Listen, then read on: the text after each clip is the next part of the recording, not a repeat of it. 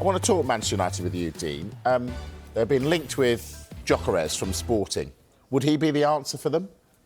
I think he could be. I think he's probably one of the best I've seen since Didier Drogba in terms of leading the line as a lone striker. It's such a difficult role.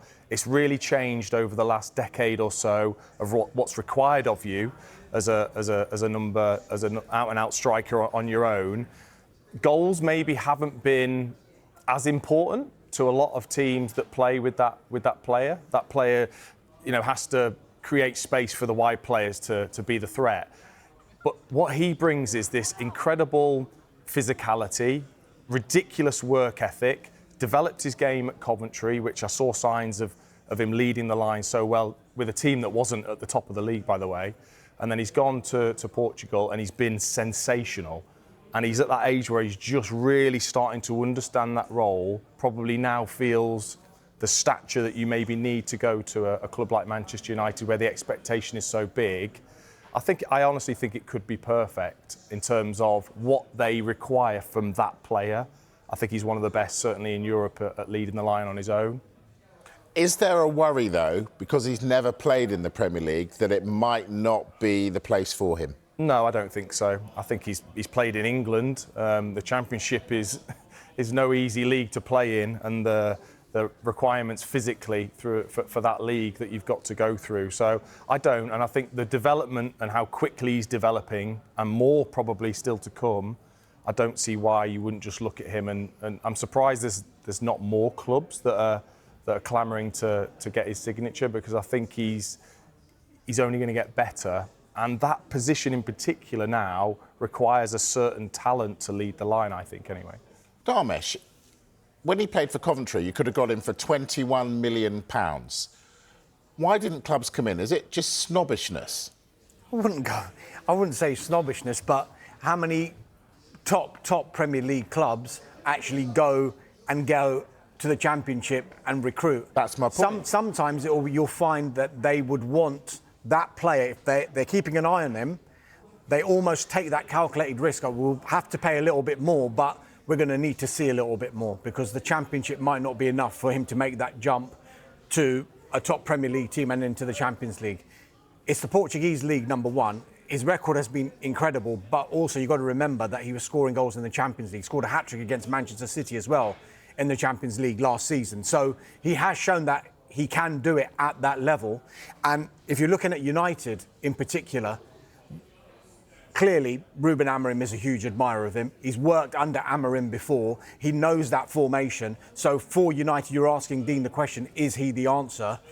I mean, United have got a lot of work to do in all areas of the pitch, but if he wants to play in that formation and continue with that formation, and we've got no reason to believe that he won't, because he's very stubborn in that formation, is Amorim, you would think that someone like Viktor Gyokeres would be absolutely perfect, because he knows the manager and he knows that formation back to front. So it would be a fantastic signing if United can get it over the line. There was all this talk about he wanted to play Champions League football. Ruben Amorim was very, very pointed in one of his news conferences when he said, I only want players who want to play for Manchester United.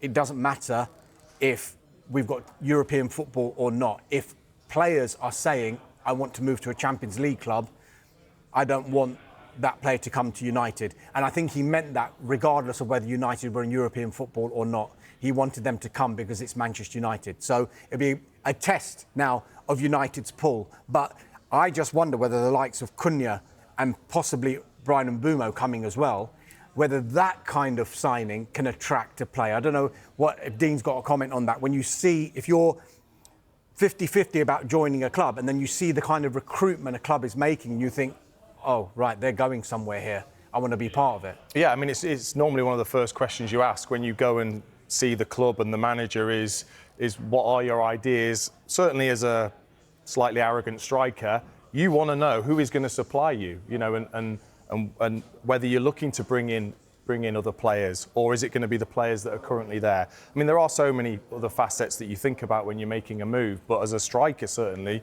I think it is more of a draw to any player if you're seeing an Mbeumo being signed and a Cunha and those creative players, and the club are looking to improve massively as well with that. Do Manchester United still have that pull? I think they do, of course, yeah, because of the history of the club. And also, you don't know whether any of these players have grown up and when they've watched English football, Manchester United have been their side. And ultimately, they can still pay the big money. And, I'm not ashamed to say it, that you think of those things. If you've got two clubs looking at you and one of those is offering you a lot more money, an extra year, maybe guaranteeing you that you're going to start games. Those things are important to a player still. Should be said here, United have made initial contacts via intermediaries over Viktor Gyokeres. So there hasn't been any club-to-club contact as far as we're aware at this stage. And a lot of people are saying, how can they afford Cunha, who's already at the club, Mbeumo, who is going to cost the thick end of £60 million as well, and Viktor Gyokeres, who's going to cost over £60 million as well. Well, I don't think Manchester United, despite all their financial and much publicised financial issues, are going into a transfer window with £0 to spend. They will have a certain budget, which we understand to be covered by Cunha and Mbeumo, and then maybe they will have to make sales to be able to fund a deal for someone like Gyökeres. But if you look at the players that they're signing in Cunha and Mbeumo, is that almost a message as well to the current players who are there, who could have played in the number 10 positions? Rashford, Sancho, Anthony, Garnacho, thanks, but we're going to listen to offers for you. And I'm sure United are expecting offers for these players to be able to fund the rest of their window. Carve, what are the optics on this? A lot of people who work behind the scenes at United have lost their jobs, and yet they're going in for these players. What does it look like to you, that? It's a very good question. I think the thing, though, is that with football clubs, especially clubs as big as Manchester United, they need to sign players. It's part of their business model. They've got to invest in the transfer market. It's what they do. They need players to put on the pitch to win things.